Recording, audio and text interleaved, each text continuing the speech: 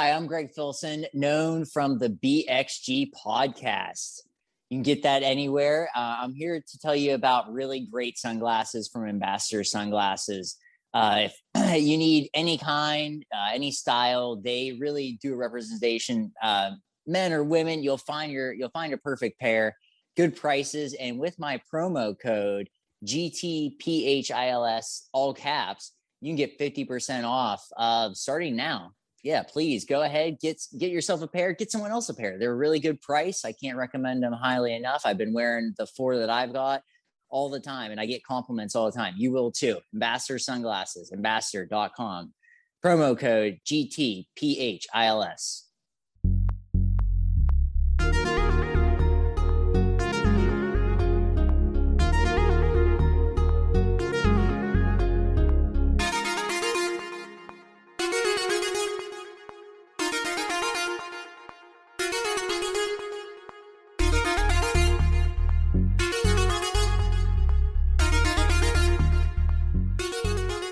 Welcome to the BXG podcast, the podcast where pop culture and nerd culture meet at the nexus of the universe and are melded as seamlessly as leaving cookies for Santa and Demi Lovato saying stupid shit.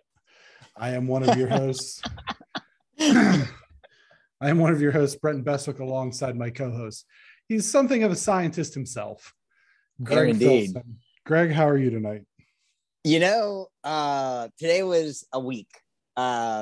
So you know, we don't do the rant too often on this show. Shout out Tournament Style for their opening rant. But I will say today was something else. Janie and I both got our booster and flu shot, and it was a disaster. But shout out to the woman at CVS.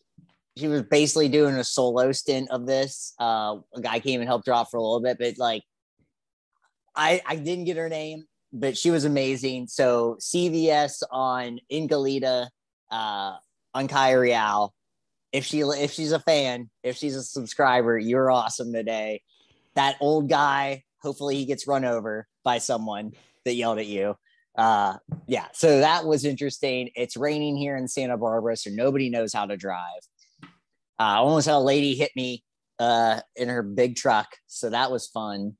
And but we're here now, and I have Greg Nog, so I'm ready to go.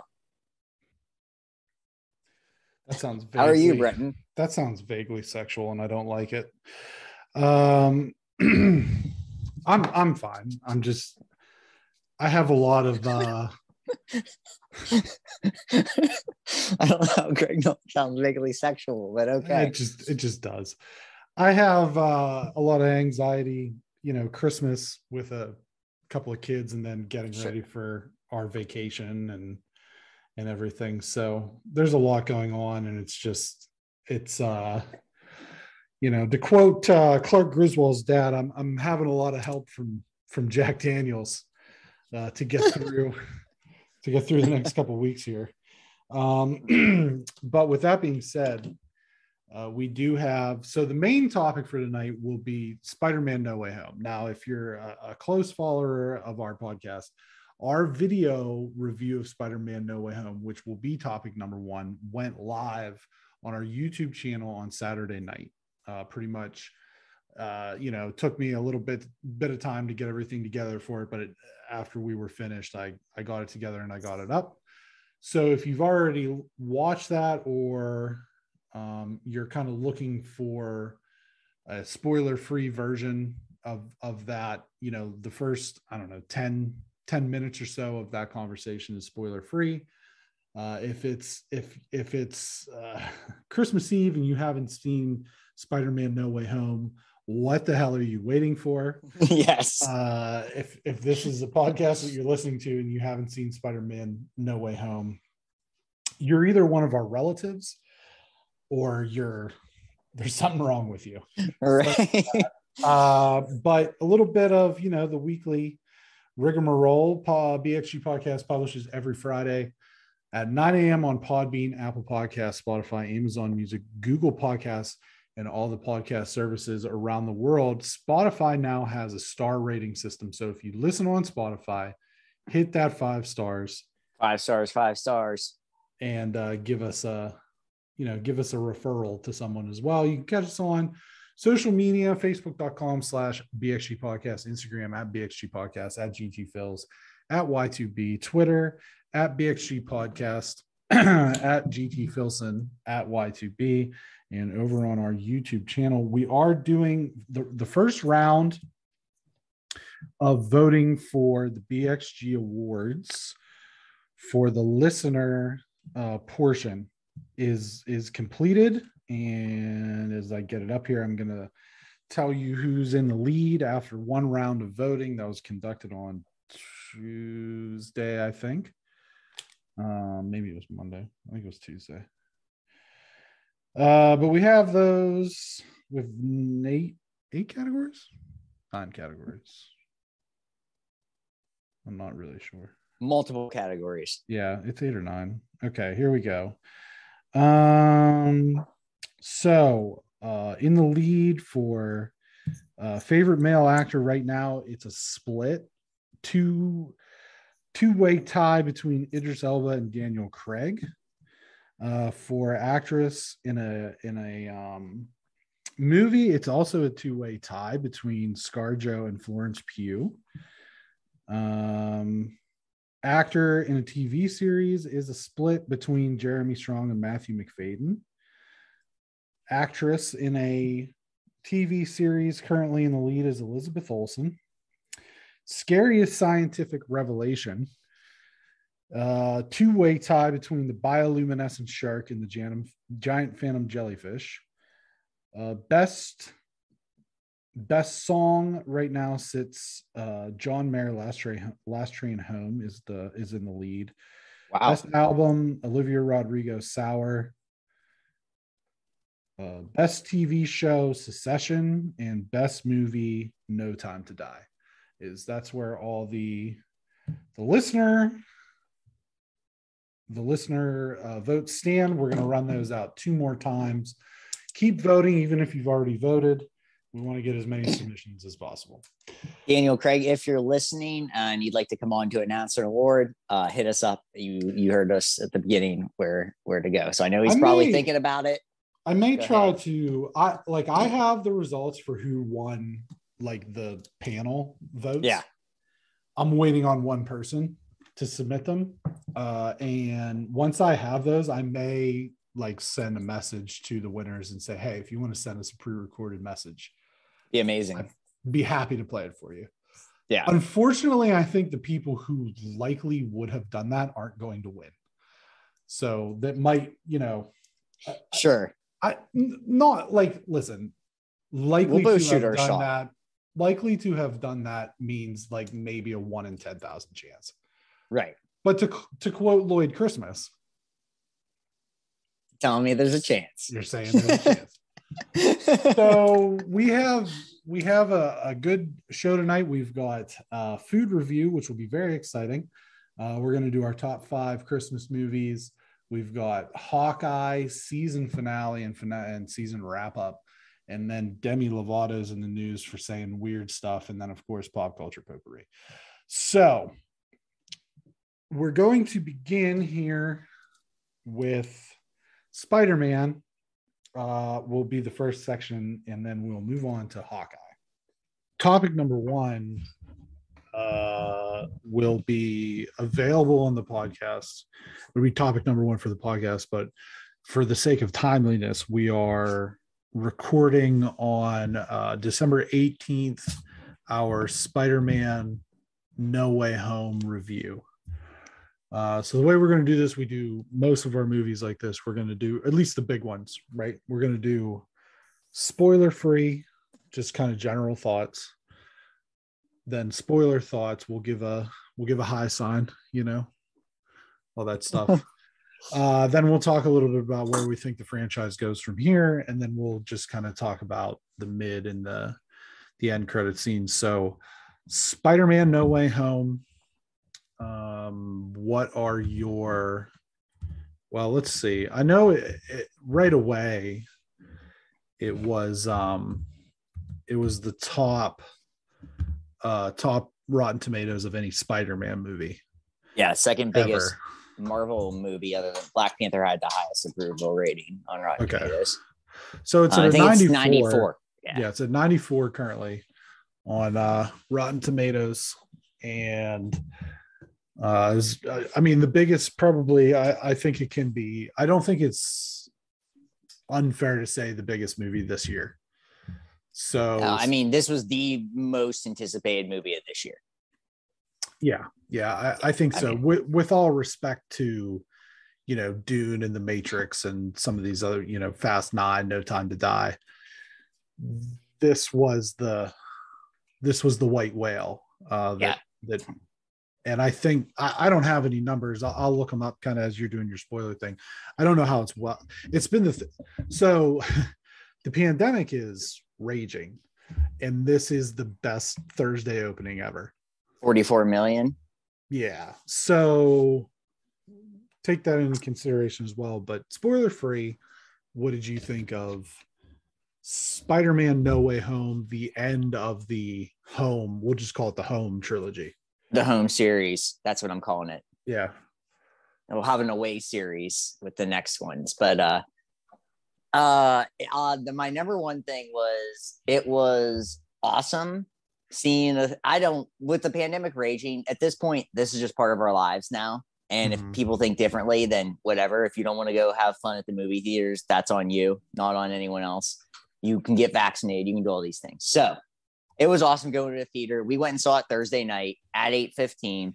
The theater was packed. It was as packed as you could have a theater. Every seat that could be filled at this theater was filled. Obviously there was space and things like that, but everything was filled. It was great. And just like, I haven't seen a movie where like actual things were happening. Like you could feel the energy in the room.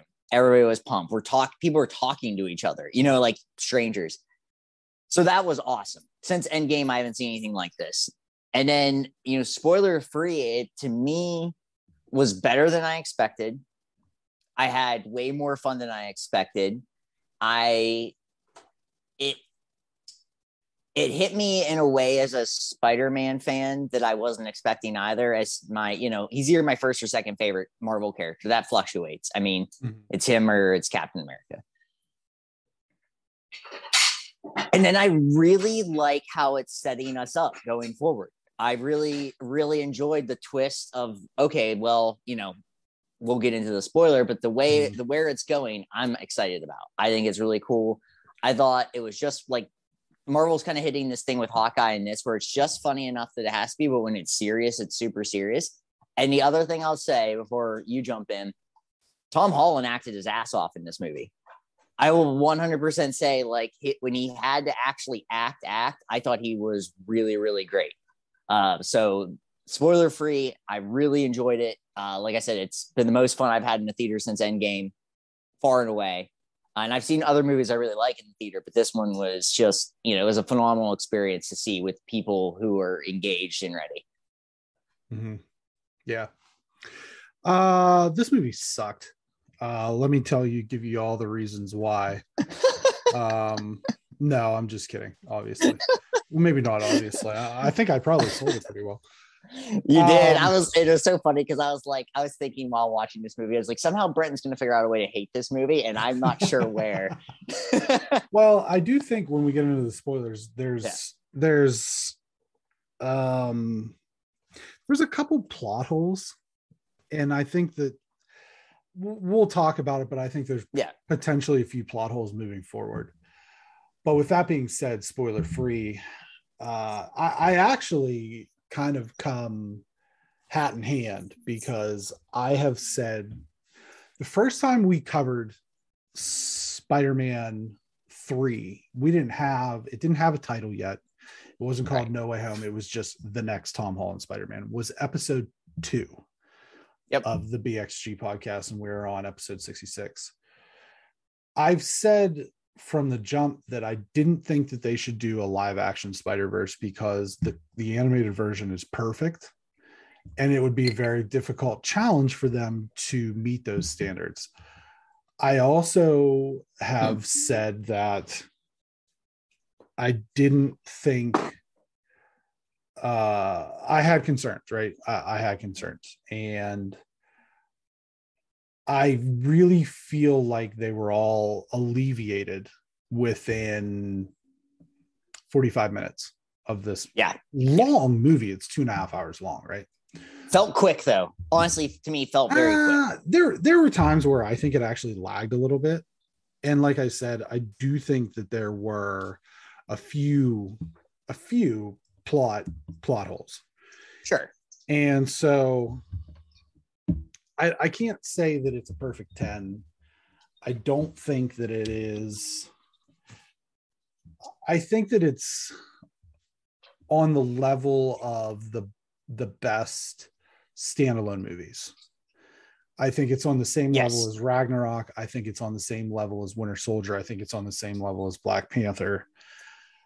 I think it's probably on the same level as Endgame, but I don't think for me personally that it's on the same level as Infinity War. Infinity War is my favorite MCU movie.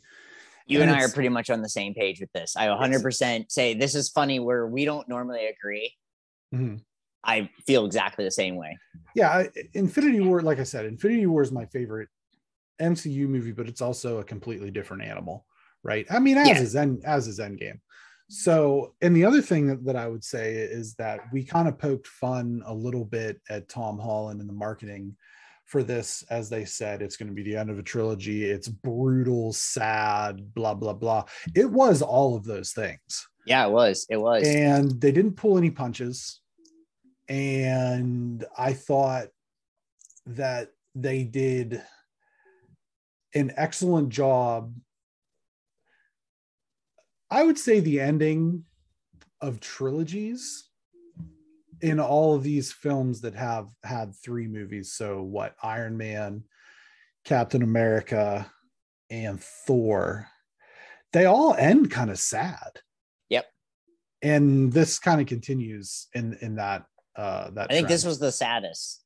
Like the saddest in the sense of like there's some characters we really got connected to and they're not coming back one way or the other. So in their actual role that they were. I think that for me personally, I think that the end of Civil War is more sad than this because it's Tony and Cap basically breaking up. And for everything that came before that, I think that can't be understated. No, I think my thing is that you kind of always feel like they were at least going to fight together again. Yeah. Maybe not on the same sides, but I think that would be my difference on that. I'm not saying that wasn't sad. It was super sad. When I saw it in theaters, it definitely was like, well, that sucks. Yeah. So I think we've probably beat around the bush enough. So spoiler alert. We're getting into spoilers. If you have not seen Spider-Man No Way Home and do not want to be spoiled, click the stop button and come on back after you've seen it. Also, if you haven't seen it by now, what are you doing? You've had 3 days. It's the biggest movie this year. It's going to be the biggest movie for a while. It's Spider-Man. Go and you should see it. If you're stopping it, you're seeing the movie. I hope you're just stopping it and be like, there's 9,000 showtimes.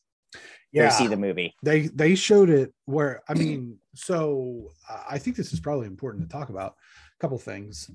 That the theater that I was in was easily the most full of any movie that I've gone to since we've gone back to movies. Like not even close. An afternoon showing too, right?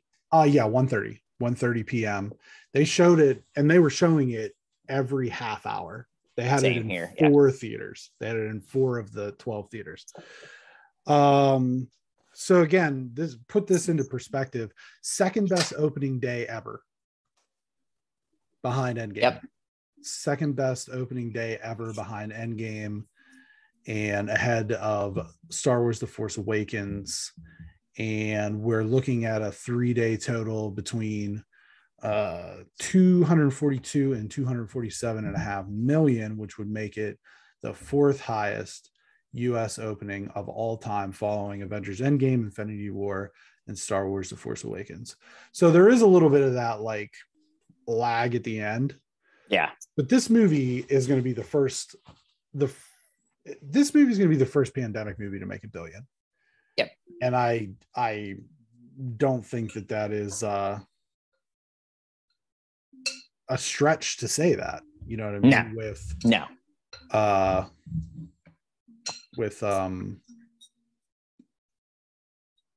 No Time to Die and Fast 9, I had to think about it for a second. Kind of like lagging, in like the 700 to 800 million range. So again, okay, so spoilers incoming.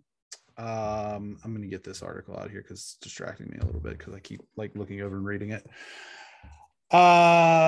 Spoiler. For me, the biggest spoiler was when Dr. Octavius released a bunch of robotic spiders and they bit Miles Morales, and then he had to fight Venom.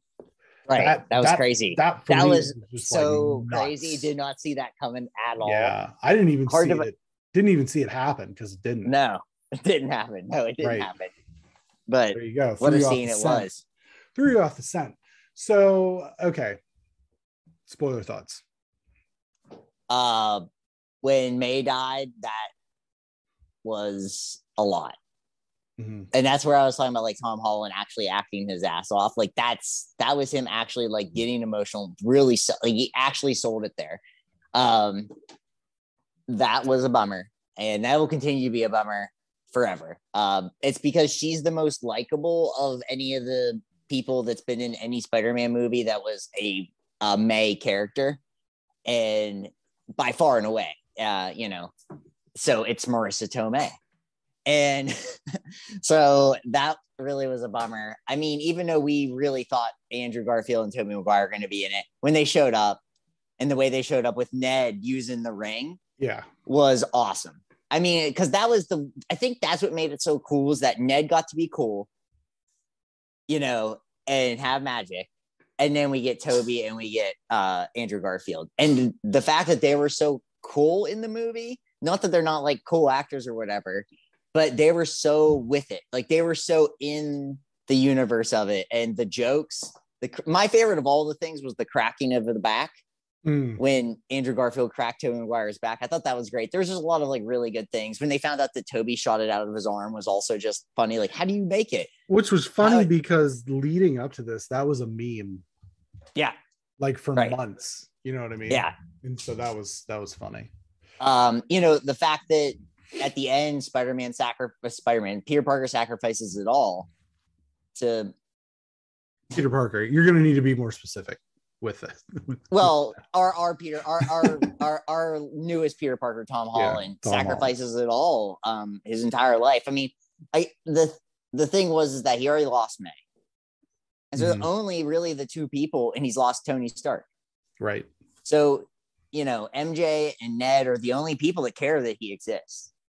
Honestly, it's weird to say that, and it's a weird realization. And if you read Spider-Man comic books and you think this movie's depressing, read Spider-Man comic books from the late 80s and early 90s, and you'll be like, I need to take drugs because they're very, very depressing. There's a storyline actually in the 2000s that this is based off of.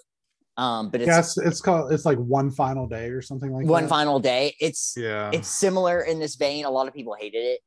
But partly because it's so they actually have the devil in it. That makes it rough for people. But the 90s ones are mostly like actual like personal stuff that Peter Parker's going through. Like there'll be entire comic books from the 90s where you don't even see him going to be Spider-Man. It's him dealing with his actual like life. So One More Day. There we go. 4-part 2007. Yeah. So there's comic books in the 90s are just like day-to-day stuff. And this felt like to me that. And then, the scenes with all the, characters from the previous Spider-Man movies, I thought were great. When Doc Ock comes in and saves the day after he's, cured. I thought that was really cool. I thought the way that he did cure people and kind of change that was awesome. I mean, this movie to me was everything and more that I wanted from it, knowing that this was the last of the home series and moving forward. What did you think, Brenton? And spoiler. So there were parts that I had a little bit of trouble with. And one of the plot holes is that Electro never knew that Peter Parker was Spider-Man in the Amazing Universe. He didn't know that that's who was Spider-Man. Mm-hmm. And so the premise of how these guys showed up is they're brought into everyone who knows who Spider-Man is that he's Peter Parker is being brought into this. And he didn't know that. And so that is a bit of a plot hole. Secondly, I think that, like, okay, they're cured. They're still going to go back to because the way that they described it in the scene where they said, oh, I was doing this and then I showed up here was, for example, Green Goblin was like, well, my glider was hurtling toward me and then all of a sudden I was here. It's like, well, that's where he dies in the original Spider-Man movie, or in the second one when Otto is trapped in the river. That's where he dies. So curing them, quote unquote, is that going to stop that glider from impaling Goblin? Is that going to save Octavius from drowning? So those were, I felt like, kind of like a little plot holey. I actually don't think they did a great job of how they handled the fate of the villains.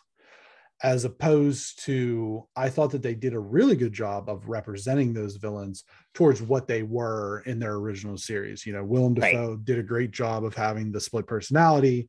Octavius was always empathetic and that sort of thing. So same with Sandman. He was always, you know, I don't want to do this, but I have to do this for my daughter. Right.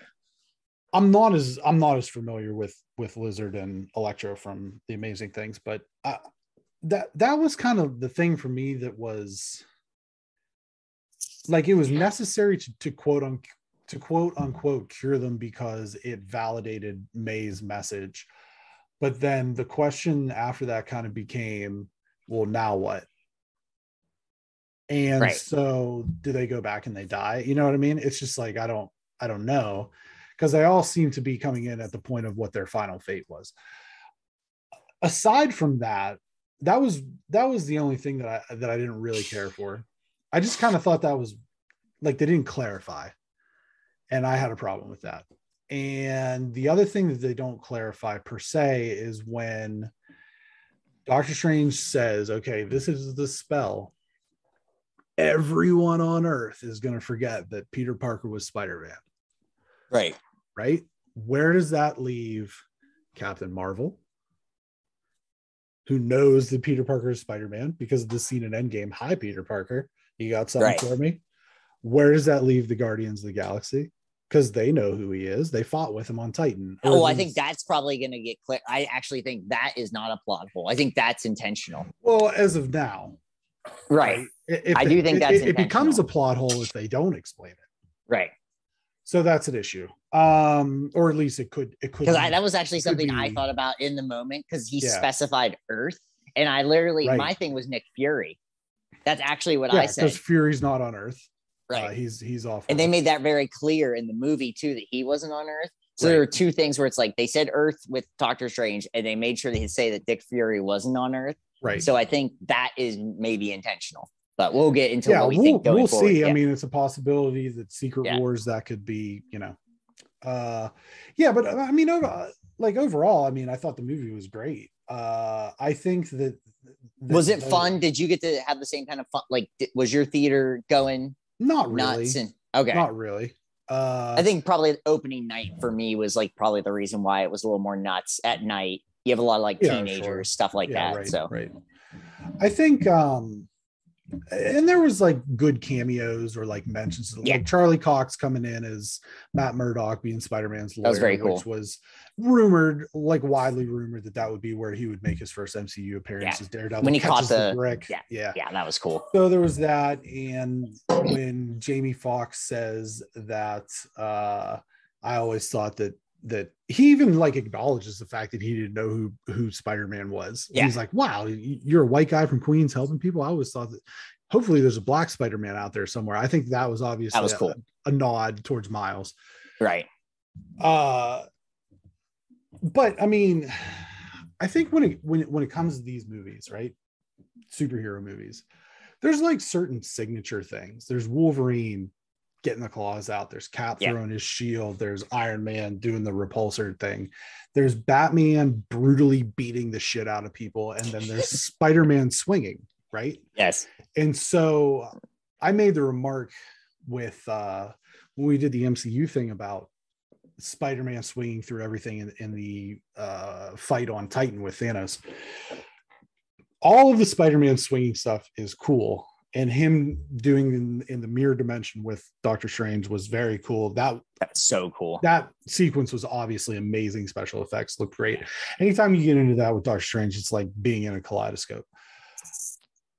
But the end sequence or the end battle with all three of them at the same time, after they realize, okay, we've got to work together. Yeah. That was undisputably great for me.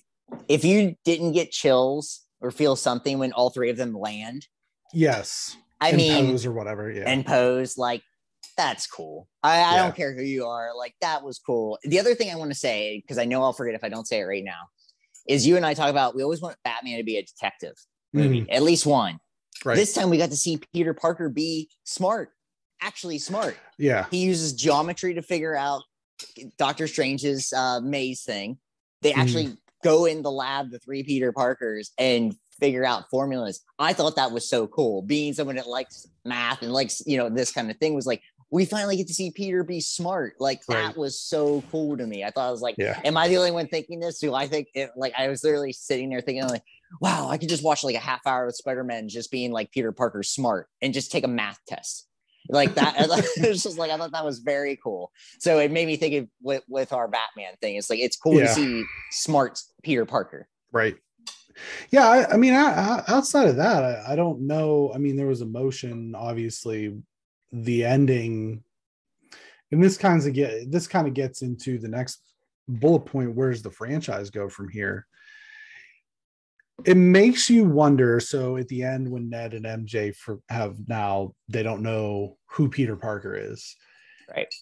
It makes you wonder, and he makes the decision kind of based on the last scene there at the donut shop or whatever, that they're better off without the spider drama in their life.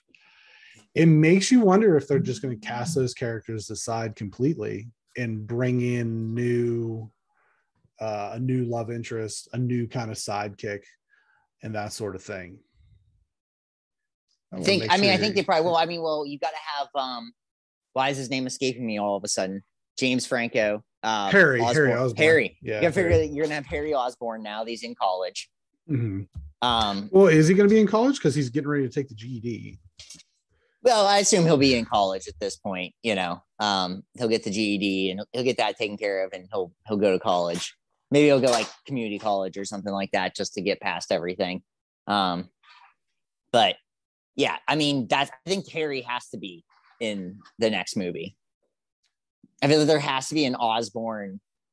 Well, remember, Norman said that there is no Oscorp in this. Right. There's no Oscorp, but yeah.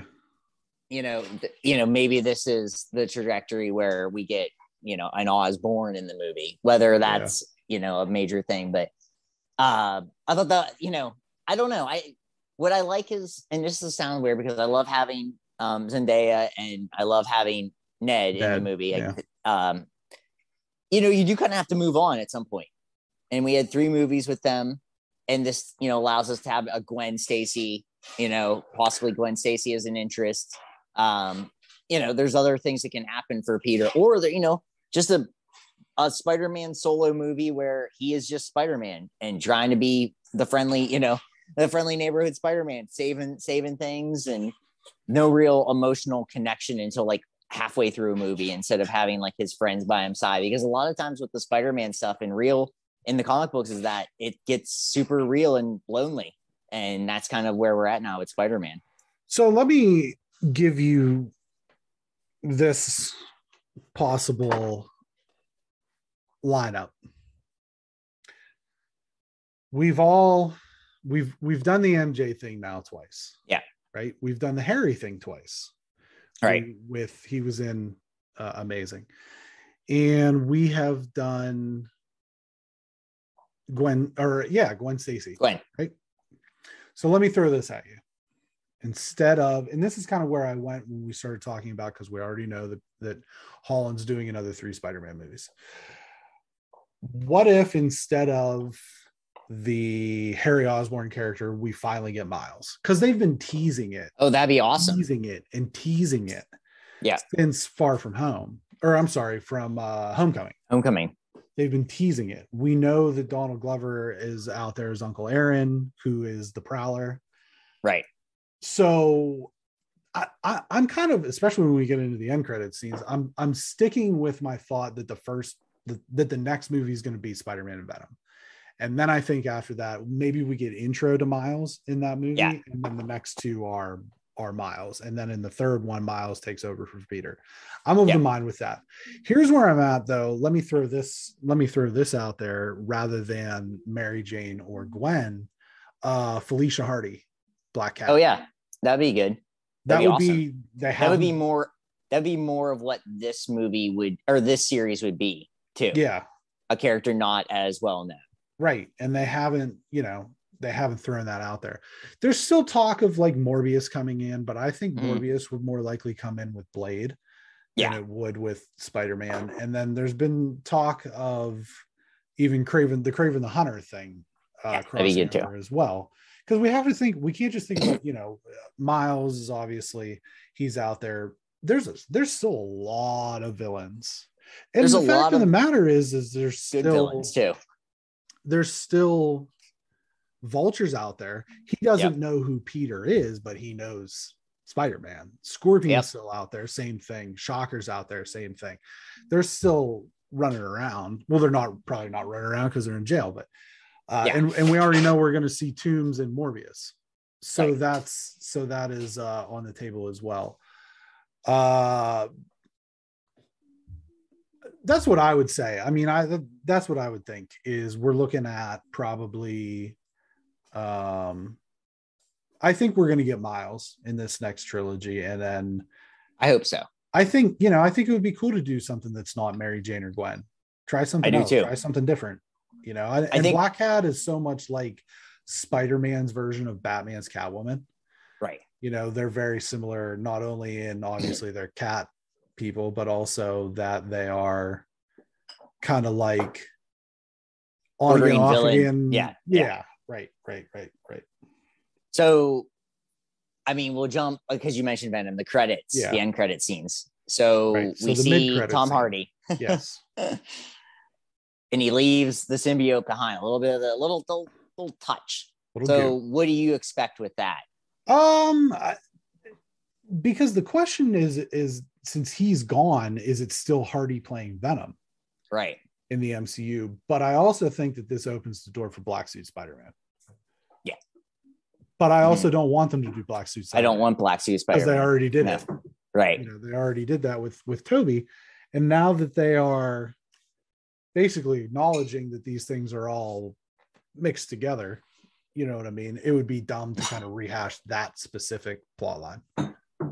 Yeah. So I think we're going to maybe not even, it could be something totally different. I feel like they're good at giving us a little switch, like just enough off the, because we all thought of what this movie was going to be. And yes, we weren't shocked when anybody came in this movie, but the twist of the movie was good enough to throw us off. And so there could be something else. I mean, there's a lot of different things in the Spider-Man comic books that deal with the symbiote beyond Venom. Right. So I think that's maybe where we have to kind of look at with that. So, well, they've done a great job the last few years of really just giving us the okie doke with trailers, because there were people after they saw the first No Way Home trailer that were like, strange as Mephisto, because of, like you said, that the devil is in the one more day or one day more arc, and he was doing like the weird thing like, oh, don't worry about it, giving Wong the wink, and Wong goes through the portal and was like, don't cast a spell or whatever, and all he says in this one is just leave me out of it. And then they do whatever. So they do a good job of giving us kind of like misdirection within the trailers as well. But I don't know, I think it's what the people want. I think it's what fans want. They want they want Holland Spider-Man fighting some version of Venom. I think Hardy's would be ideal, but it seems like they don't want to go that direction, right? By sending him back. So I'm not sure. And then this is maybe a little bit of a plot hole too, because Hardy's in Mexico, right? And he hit the switch, yeah, and left. Why did they spend 45 minutes of the movie tracking down all the villains and putting them in the wizard's dungeon if he could have just hit the button and they all go back to begin with? Right. I don't know. I mean, that could have, then you don't really have a movie. Right. But yeah. I mean, wanted to save them, to cure them. So there's that. And yeah, but that's what I mean is like, we didn't even have to get that speech with May and Norman Osborn at Feast. Strange just could have hit the box and then it's over. So that's kind of, I mean, Doctor Strange is always up to something kind of weird, which is why he's, the character he is. So I don't know. Yeah. Speaking of Doctor Strange, which is what I was trying to do. Yeah. The end credit scene, Greg Way, really wasn't an end credit scene. It was like a full on trailer for Multiverse of Madness. Full on crazy trailer. Yeah. So in that we see Wanda, obviously. We see Rachel McAdams' character. We see Wong. We see Doctor Strange. We see Mordo. We see America Chavez as well. Just kind of a hint there for a second. So what's your level? Oh, and then we see somebody else, don't we? Yes. We see Supreme Strange or whatever he's called. I call him Darker Strange. But that was crazy. I was stoked about it. I thought, when we see Wanda like all like eviled out, it looked like more than anything was pretty cool. You and I were like, Thor was that was the one we were anticipating the most of next year. Yeah. I think both of us. This made me go very close to Thor on the anticipation of the Marvel movies. This pushed me a little because I think that movie's going to be, I think it's going to hold a lot of power on where we're actually going, because I don't think initially they thought Doctor Strange would be as cool of a character and people would like him as much. But then once he kind of teamed up with Tony and became cool, now he's cool. And now we all are stoked when we see Doctor Strange in anything. And so I think this is the thing where they may use this movie as more of a guideline of where we're going into the multiverse than anything else. Sure. Thor will probably be like a more fun movie. And, I may end up enjoying it more, but the ramifications from Doctor Strange might actually mean more. Yeah. The thing that aggravates me about that whole situation is now because Strange Supreme is making an appearance in the Multiverse of Madness. That means that What If is not only canon, but it's now also must watch. Yep. And that actually pisses me off. I thought you would say that too. But well, I mean, they want to sell their product. I mean, at the end of the day, they got to sell their product, and that's part of it. As much as, you and I are like, not as up on What If as other people, they want people to watch it, and I get it. I mean, they still promote it on, like, if I bring up my PlayStation, What If is still usually promoted every day of the week. Even with Hawkeye out there, it's still promoted. So, well, you wonder how much of that is because they wanted to basically advertise for the trailer, really. Yeah, I don't know, man. It bummed me out. Yeah, I mean, but we watched it, so we're ready. I mean, that's like one of those things, like, I think too, at this point, if you're a Marvel fan, you're kind of in. At this point, I really do. I mean, if you're not watching Hawkeye right now and you consider yourself a Marvel fan, you're not actually a Marvel fan. If you didn't watch WandaVision, you didn't watch Loki, you didn't watch Falcon the Winter Soldier, you're not really a Marvel fan, because that's what you do. If we weren't doing this podcast, I still would have watched those. Yeah, I might not have watched What If. I would have, because it's just like, it's Marvel content. It's enough for me. There were only, half-hour episodes or whatever. I mean, I wouldn't have watched it maybe like the way we watched it, but I would have like caught up on it or something. Yeah. So I'm so excited. I mean, the next Marvel movie is Doctor Strange, right? Yeah, It is Doctor Strange. Yeah, it got bumped to May. May, which is fine because right. we get Batman. Yeah, in between. So that's the thing is that I would say is that is DC's trump card, right? Yep, it always is. But It unfortunately, that's all they got. I mean, really though, that's the bummer for them. Is it's the best thing out of probably not the best thing. It's really good, but that's the only thing they ever have. Thing. Well, I mean, it's not better. None of the Batman movies are only as good as like Endgame or Infinity War, I would say. No, I think Dark Knight's better than both of them. Okay. I will say that may be the only one that's better. The rest are not better, though. I think that this one has a chance to be better. Maybe. I hope so. Yeah. I hope it's really good because I love Robert Pattinson, so I want it to be good. But I mean, this isn't a Batman discussion. That's just saying that. And we're looking forward to watching that and reviewing that. But I like this. I like the idea that we're getting Tom Holland because I read an article today saying he was the worst Spider-Man. I definitely disagree with that. I don't think he was the best. I don't think he was the best, but I think Tobey's the best. I think Tobey embodies the idea of like that age Spider-Man. But I love the idea of teenage Spider-Man being Tom Holland. Sure. And that's the thing I really like. And I actually I only saw the first Andrew Garfield one beginning to end without watching like it on TV with commercials. He's actually good too. I think that kind of gets lost in the shuffle. Sure. Yeah. Because of things. He's still good. And he kind of shows it. Andrew Garfield's a very charming person and he shows it in this movie. Yeah.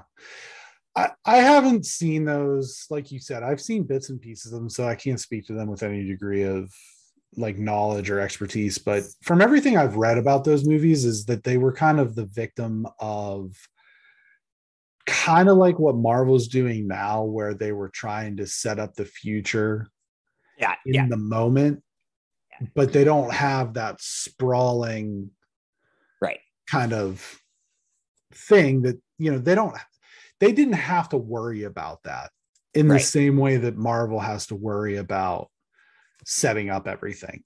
Yeah. And so, that's what I've kind of read a little bit to catch up with those movies. But I think what we'll do is, and we talked about this, I think we talked about this off camera. So Into the Spider-Verse 2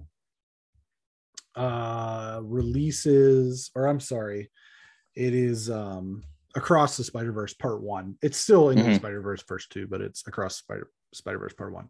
Okay. October 7th, 2022. So sweet. I think this is obviously kicking the can way down the road, but September, I believe we will do the same way we did Fast and Furious Fall. We'll do Spider-Man September.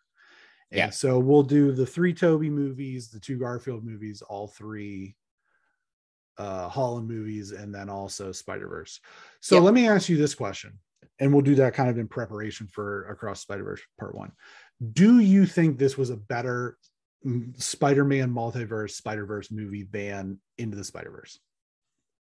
No, because it had no chance to be. When you have animation and you have the kind of things you can do, or you can do you can do more with animation than you can with a live action, but it also didn't need to be for me. It was like one of those things where like they're separate in my mind, even though they paid homage to it at the end, the end credits were Into the Spider-Verse credit style and everything. And the music was cool. It was like very much in that. So for me, it wasn't better, but there was no chance it could be. I just don't think, the way that you and I both really like that movie, and a lot of people do, is that they take animation. It's just like comparing, like the original Toy Story is considered like one of the best movies made because of the fact that animation can do that. If you tried to do what they did with Spider-Verse, if you went shot by shot with Into the Spider-Verse and made it live action, it would have been awful. And so I think that's it had the advantage of being animation. So it wasn't better in the sense of like, let's go 1-to-1 comparison, but I think I enjoyed it just as much, if that makes sense. Mm-hmm. I'm going to surprise you here. I'm going to say it was better. Whoa. No Way Home was better than Spider-Verse. Was a better Spider-Verse movie than Into the Spider-Verse, because shocked. As great as Spider-Verse was, it was Miles' journey to become Spider-Man, right? Yeah. This was so much more emotional. Yeah. And I think that for me, and not only just for Peter and MJ and Ned and May and Happy, we didn't talk about Happy at all. No. But because, and that was a nice little Easter egg as well that they threw in Tony's arm robot that he used to call Dunce or whatever into Happy's apartment. I think that the villains also had the emotional connection to the story. And then when you add in Tobey Maguire hasn't been in a feature movie in 7 years. Right. Since 2014. And so for him to basically come out of retirement for this. And like you said, Garfield is probably the black sheep Spider-Man, but still charming, still funny, very funny, still, how he was like, I want to fight an alien, that whole thing. And it was, I do. I genuinely believe that this was a better Spider-Verse movie. Wow. And I said from the jump, like I said at the beginning, hat in hand, I come to you because I said that there would be no way that this would be that they should not do a Spider-Verse movie because it won't be as good as Into the Spider-Verse. And I'm looking at you, to the world and our listeners, and saying that I was wrong. Color me shocked. Yeah. I mean, like I said, I probably enjoyed this one as much, if not more, but I still thought Into the Spider-Verse was a better movie, but I am aghast. I am aghast. Yeah. I mean, this movie was like this movie was the first movie since Endgame that was just a big fucking deal movie. It was so awesome. I just I will say this, at least for me. I mean, I know there's the Bond people in the No Time to Die or whatever. I'm a Bond person, and that movie was great. This is my movie. This is the movie for me. I mean, come on. I had Spider-Man stuff when I was 4 years old. This is it. I mean, it was awesome. That's literally all I'll say. And like I said, if you haven't seen it yet, and you're still listening to this, that's crazy. But you're like, hey, I just like spoilers. Super true. But no, it was awesome. I'm gonna see it a second time probably this week. I think I have the week between New Year's and Christmas off, and I might try to sneak out and see it again. I'll probably just see it at a Tuesday matinee when it's cheap or something, but and just enjoy it. Sit back and just take all the Easter eggs in. Love it. Can't recommend it enough. Yeah. So here's what I'll say is, because the YouTube the YouTube version of this will go live tonight. I'm gonna, as soon as we're done recording, I'm gonna do what needs to be done on this thing and get it going. So if you watch the YouTube or you see us on Instagram, Twitter, whatever, let us know what you thought, and we'll we'll take questions, we'll take comments for the episode. Again, this will be part of the podcast, but for the sake of timeliness, we're gonna get the video out here, but it'll be on next Friday, Christmas Eve's podcast. So let us know in the interim. We're going to record Thursday night, the night before Christmas Eve. Festivus. We'll have, it'll be Festivus for the rest of us. I didn't even think of that. Are we going to have the airing of the grievances? We should. We'll see what kind of time we have, because this has been a long conversation. See this movie, and if you haven't seen this movie and you're still with us, that's great. That's you're a psychopath. But see this movie. You're my mom. You could be my mom, and you just want to listen to us talk about stuff. So that's fair. See this movie. See the movie, Mom. Yeah. 2 thumbs up, 2 thumbs way up from both of us. And from Spidey. Yeah, there you go. There you have it. Take care, friends. Thanks for listening. And watching. All right. So if you haven't seen Spider-Man, what are you doing? What are you doing with your life? That moves us on to Hawkeye, the 6th episode, the season finale. Review the season or series finale of Hawkeye. Sets the stage for 3 final classes.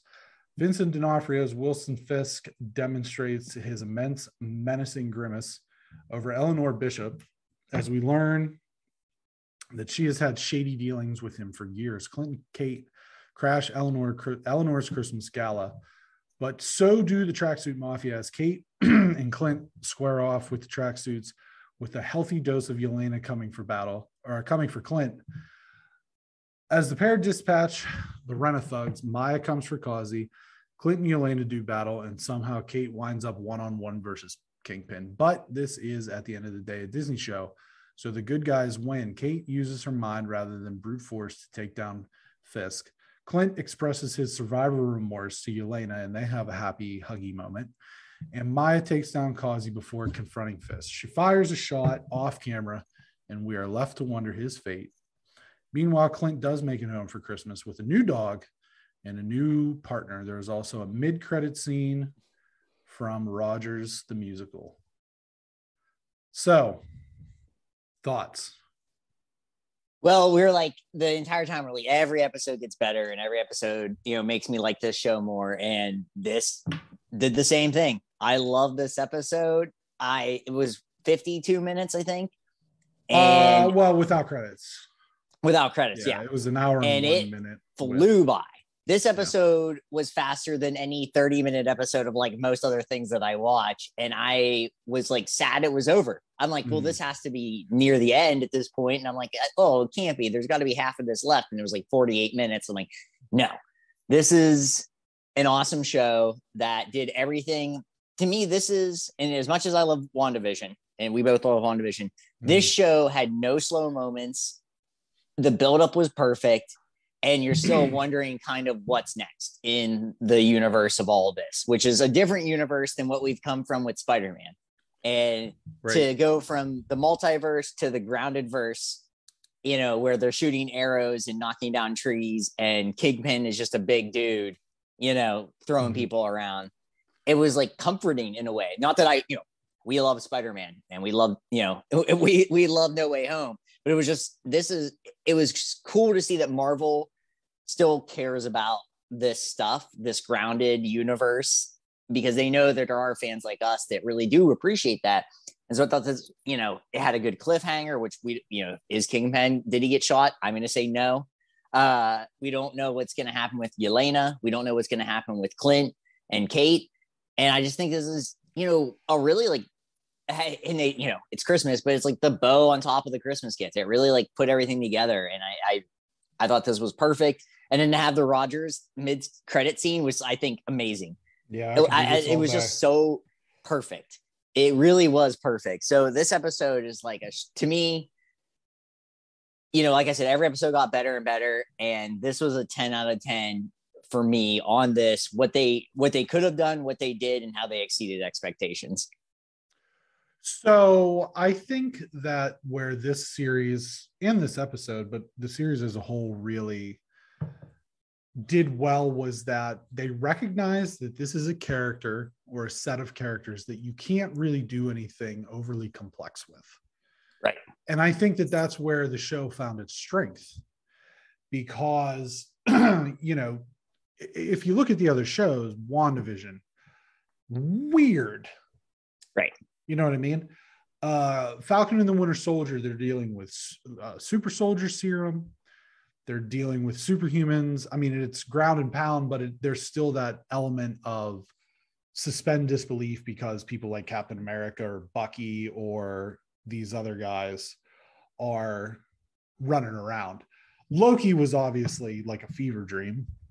I don't even want to talk about What If. So this series, really, the thing I really appreciated about it is you have a character who's not overly complex, but at the same time he kind of is, because he has that sort of trauma, he has that PTSD, he has that survivor's remorse, and then he's kind of mentoring someone who wants to be just like him but does not understand the weight that comes with being an Avenger, basically. And I think that they played with that more human element really, really well in this series and in this episode. Kate had to make the difficult choice to have her mother arrested.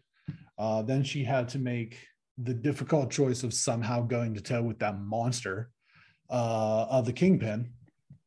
I'm a little like, between now that we've seen both things, I need to understand, or they need to come out and say, yes, the Netflix Daredevil series is canon, or no, it's not definitively. Because if it is canon, I'll go back and watch it.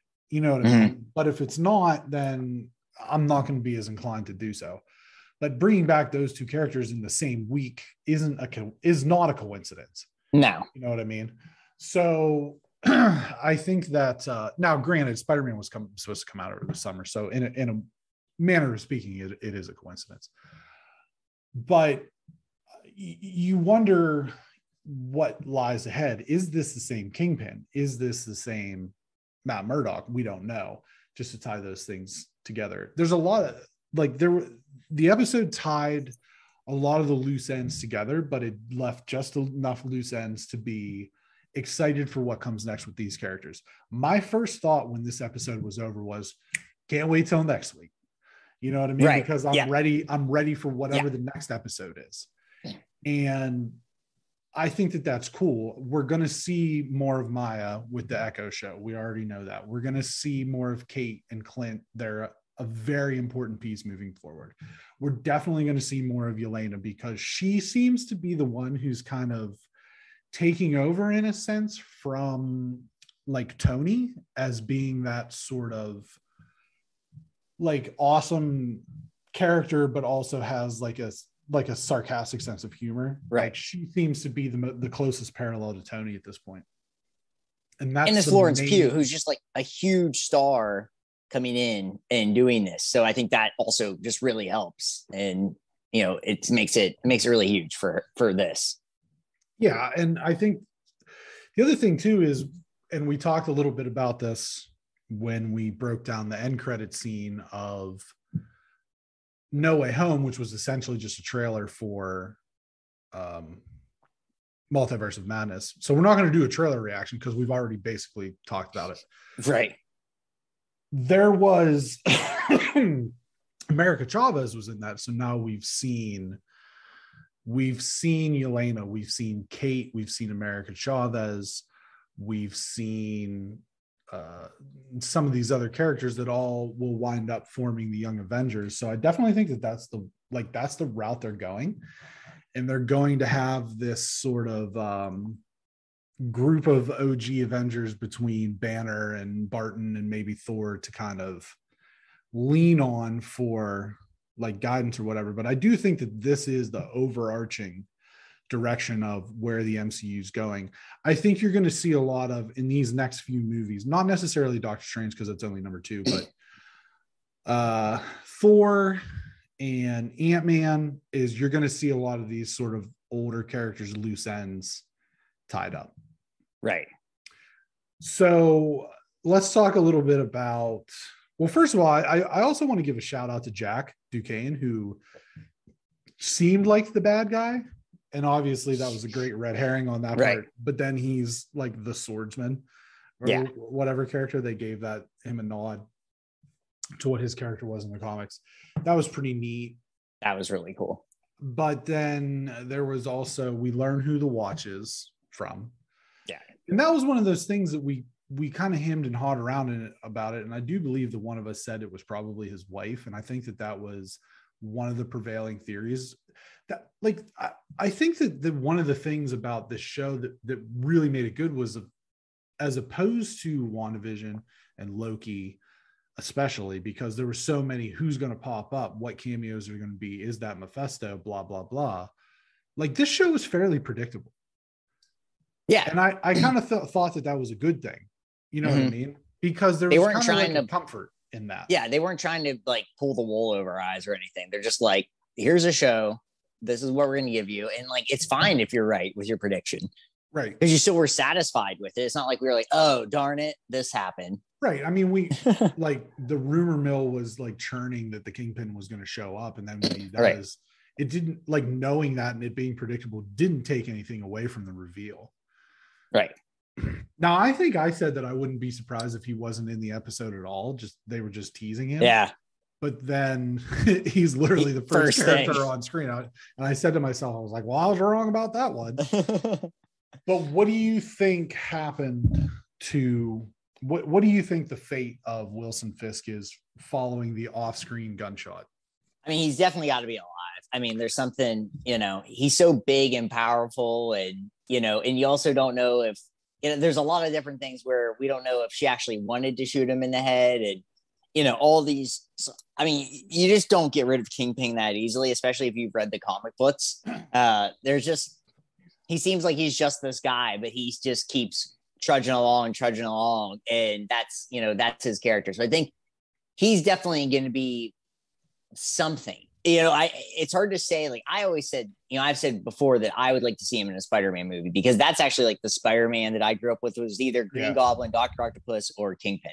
Like that was, I don't necessarily think that's going to be the case, just knowing what we know from watching Spider-Man, you know, No Way Home. I think it will be a movie though next. I do think Kingpin makes an appearance in a movie. I can't, right now it's hard to say because all the movies are so out there going forward for a little while, but it does feel like he's going to be something to do with one of the movies coming up in the next probably year and a half or so, which is weird because we just won't have him in our life for a little while and then he'll pop back up. I could be wrong. I mean, and I would like to be wrong because I like Kingpin as a character. So that particular scene was taken directly, directly from Daredevil Volume 2, Issue 15, in which she confronts him with the same weapon that was used to murder her father. And it's a very similar thing where shots are fired, but it's off panel.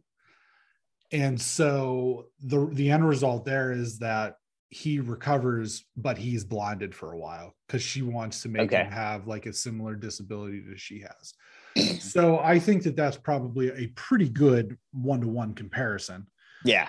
As far as that goes, I think that we can probably lean on that for inspiration as to, or as a touchstone to sort of what's going to happen with that particular story arc.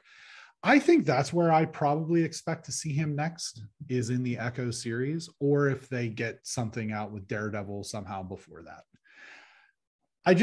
It's one of those things that like, these are very unknown characters, but I think that introducing them, well, not Kingpin, but Echo is a very unknown character, but the way that they introduced her as sort of an ancillary character in this series is way better than just throwing her out there on their own. Her own, like they did with like the Eternals. Right. So I think that I do think that at this point, I mean, Shang-Chi did really well, but I think that it's better off with these sort of lesser known characters to sort of fold them in as an ancillary character, almost the way they did with Spider-Man and Black Panther. Right. To, you know what I mean, to introduce them and kind of like build the hype train from there. I mean, not that Spider-Man needed a hype train, but I think that benefited Black Panther. I think it benefited Spider-Man too, because you were getting Tom Holland. You were coming off of Spider-Man that people, you know, I think everyone's kind of, it is funny too, is like everyone is on the Andrew Garfield train now and like wanting him, and that's fine. I mean, like it is what it is, because he's, you know, he's a very charming guy, but you kind of needed to reintroduce Spider-Man to people because we went all these years without a MCU Spider-Man. Right. And so it felt natural actually to introduce him that way. Yeah, I hope that's the case. I hope that we do get Kingpin sooner rather than later. Yeah, I certainly think we will. Rogers the musical. I can do this all day. I can do this all day. We didn't get a traditional end credit, mid credit Marvel scene that teases something moving forward. And while I was on one hand disappointed by that, I also kind of found it refreshing. Me too. And it was so perfect because like they said, like, you know, Marvel wishes you a merry happy holidays or whatever. And then we got that. So it was like, they were also just like, don't stress about it. It's the holidays. Here's this is fun. We're not going to let you worry about a mid-credit scene because you got to go, you know, probably finish up some Christmas shopping today. Yeah. Don't worry about our mid-credit scene. Worry about watching this amazing musical that I would 100% see the whole thing of, no problem. Give it to me. It's amazing. We need to work on their costumes a little bit, I think. But other than that, yeah, it feels like it feels more off Broadway than on. Felt more like a High School Musical. Yeah, the series. And I don't mean.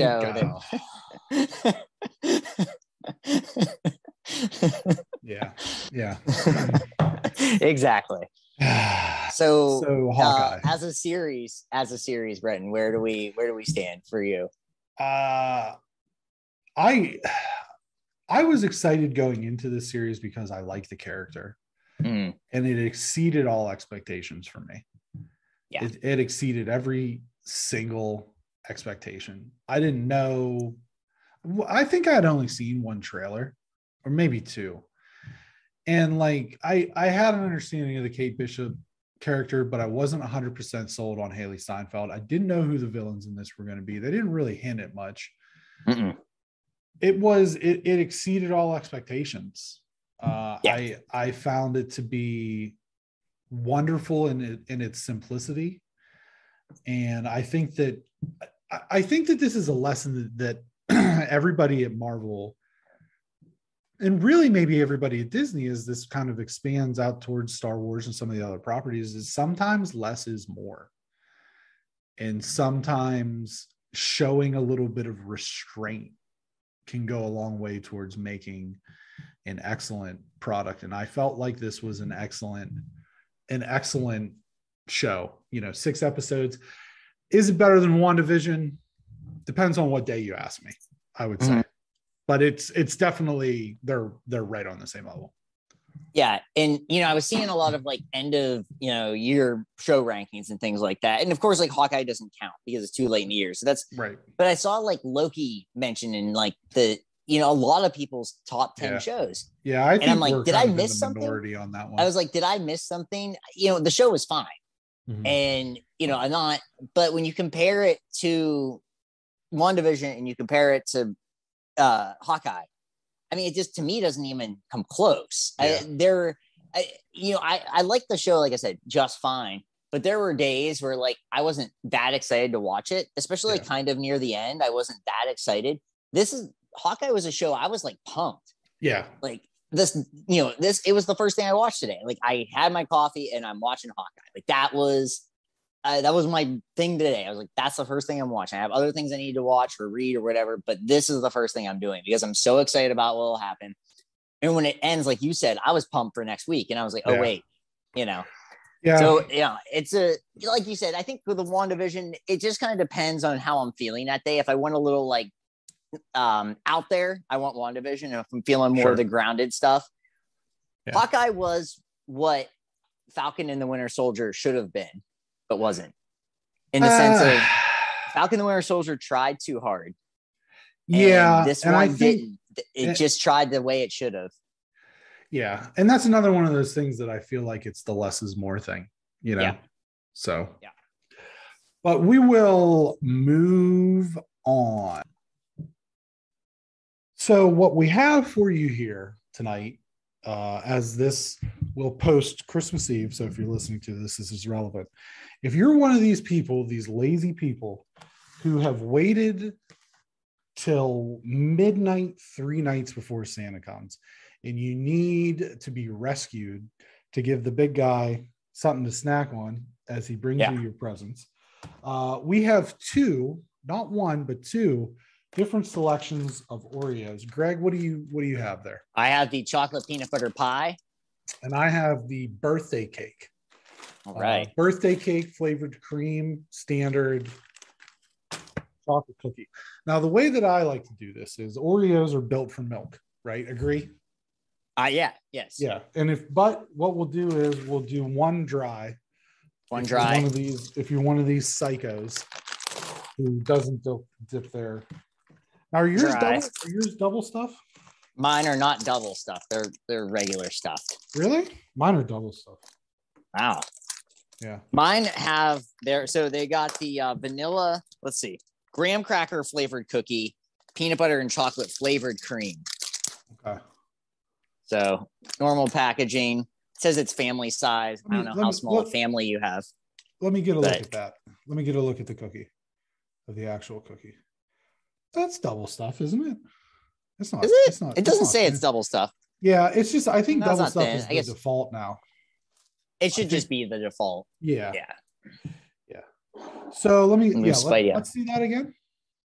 Let's see that up close again. There, you got some. It's like a two-sided, like a two-faced. It's a two-sided joint. Yeah. And the cookie is graham cracker. Okay. Are you going dry first or milk? I'll do dry first. Dry first. Okay.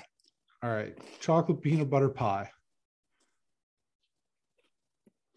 Did it have a peanut buttery smell to it? Because I'm holding the birthday cake one about a foot away from my face, and it just smells like it does have a peanut butter smell. Does it? I don't get the graham cracker as much as I probably would have liked. Sure. And like chocolate and peanut butter to me is the best duo. Yeah, 100%. People say other things. Chocolate, it's good. I think what I would have preferred is not graham cracker, but just their vanilla wafer. The vanilla wafer, yeah. And then the chocolate and the peanut butter. I understand what they're doing there because when you have that kind of pie, it's a graham you have the graham cracker crust. Yeah. But chocolate and peanut butter are such an overwhelming flavor that you don't in it. The way I eat an Oreo is I full Oreo. Yeah. And because it's good.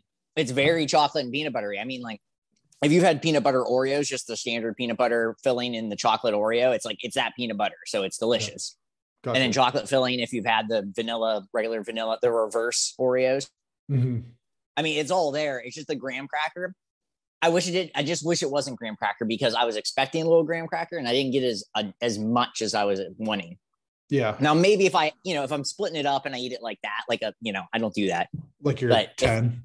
If I'm 10 and I do it, maybe I get it. But if I'm going to full cookie this, which I do, it's good. I would say I will rate it dry.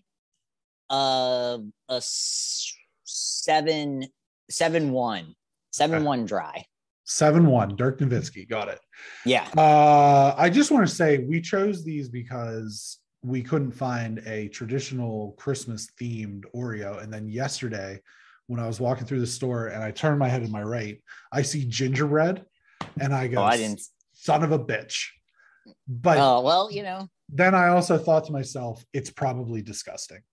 So, but I have I like gingerbread, but I have the birthday cake flavored cream.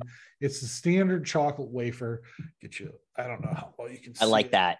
Yeah. No, there's it looks good. Some sprinkles in there. You can tell there's some sprinklage. I can tell. So I'm gonna go dry.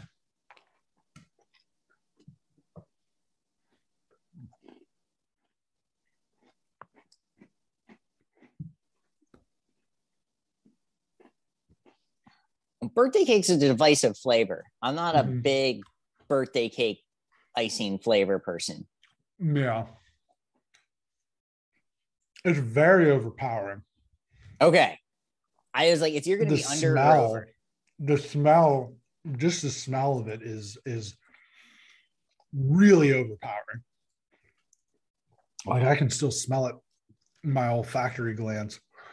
Whoa. Big word. Yeah. It's a JFK 50-cent piece word right there. It was kind of like it was kind of waxy. Like it tasted kind of waxy, which makes sense. If you're going for the full birthday cake flavor, you got to have that little bit of melted candle in there. Yeah, you do. But like you said, the flavor of birthday cake is very divisive. You get it in the ice cream and different things, and it's not really for me. Funfetti is not really my thing. Yeah, and this was fine. Okay. It was fine. Dry, it's a 6. It's fine. It's nothing special. A dry 6. I don't know that because I've made so many Christmas cookies this year, and this is not on the top of that list. I don't even know that I'll finish this pack. What's your favorite? That's a lie. But it's not. Do you know how many cookies I've made? No. I made like 22 dozen. How and for whom? Well, for one, I had to do like for an event for one of the kids. Okay. So those all, and then the rest were just for me. Okay. What was your favorite cookie you made? I made something that had M&Ms and white chocolate, but like the base of the crust, or not the crust, but like the dough was a vanilla pudding powder, and that helped it stay really moist the whole time through. Yeah, it was delicious.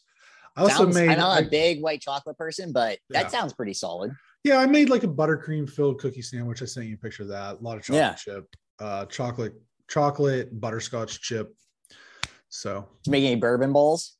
I don't make those. That's my mom. Oh yeah, I know. So let's do this. I lost her recipe in my moving. Yeah. Well, all you got to do is ask. I know. I will. So I'll make them this year. We're gonna go. Now we're doing wet. We'll just go at the same time. Okay. I'm putting mine in my Greg dog. So that sounded even more sexual somehow. God, that doesn't look come on, man. Nothing about that. Dog. No, it's cream and eggs and other things. Will you just stop talking? Yeah, other things. It's creamy. Great. All right.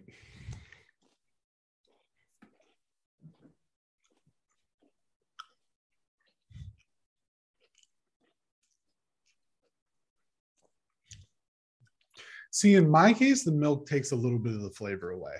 So now it just tastes like a regular double stuffed Oreo with just like a hint of that bullshit.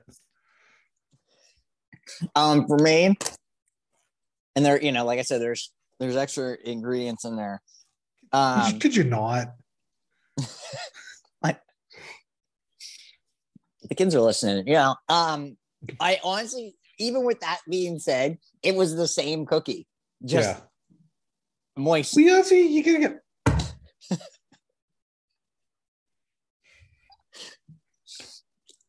Oh shoot, that's embarrassing. Yeah, it was the same. It's because there's flavors, and I mean this in the best possible way. Chocolate and peanut butter are my two favorite flavors. Like I said, I'm okay with it. It was just a wetter version of the cookie. So it makes it a little bit better because you just like having that kind of softiness to it. Oreo. It's why Oreo, it's Milk's favorite cookie. Yeah, that's right. For a reason. So I'll boost this up. That graham cracker cookie is bugging me. If it was a different cookie, I think it's a higher rating. I'm going to boost it to a 7.8 cookie. Would you leave these for Santa? I would leave these. I think these are Santa worthy. Okay. I think if you're leaving cookies for Santa, I always feel like they should be chocolate cookies chip. you make yourself. Yeah, agreed. But some people wait till the last minute to make their cookies. You're right. You should have the ingredients lying around either way. It's pretty easy to make a chocolate chip cookie. But if you are in that roof or, maybe your oven, something happened. I don't know. Sure. These are definitely worthy enough. I think Santa would like these. The reindeer would like them. It'll take me a while. I think the reindeer are gluten-free though. Are they? I think so. Well, that's too bad. Yeah. What are you going to do? Well, Mrs. Claus. Take some home for Mrs. Claus. There you go. Yeah. I don't think that I would leave these out for Santa. I would just I'd go regular Oreo if I was desperate, but like you said, I'm making my own cookie. And by regular Oreo, you mean double stuffed? Yeah. Okay. The normal stuffed is for cowards. So if you buy a normal stuffed Oreo, I'm sorry. Yeah. I feel bad for you. Yeah. Well, actually, that's what we get for my daughter because then I won't eat them. This has been a food review for Oreos, several different flavors. Chocolate peanut butter pie or just peanut butter pie? Peanut butter pie. Yeah, chocolate peanut butter pie. Birthday cake flavored cream. Merry Christmas, everybody. Merry Christmas. And we're going to keep Christmas rolling, everybody. We're going to keep it rolling along.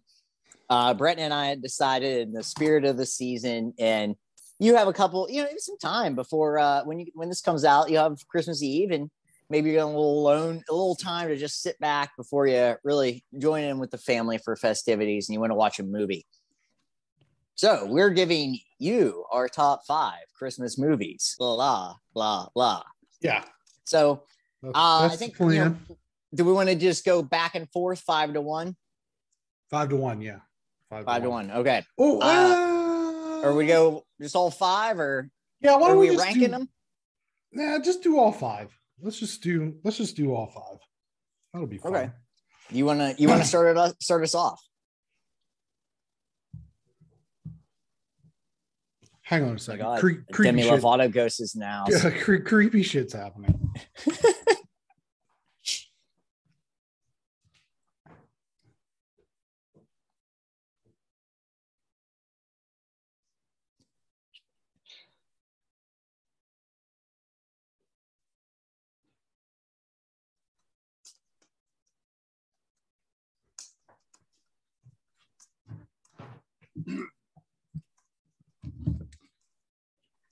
My TV just cut on. That was really weird. Whoa. Yeah. Okay, I'm just gonna go 1 to 5. 1 to 5. Okay. Let's see here.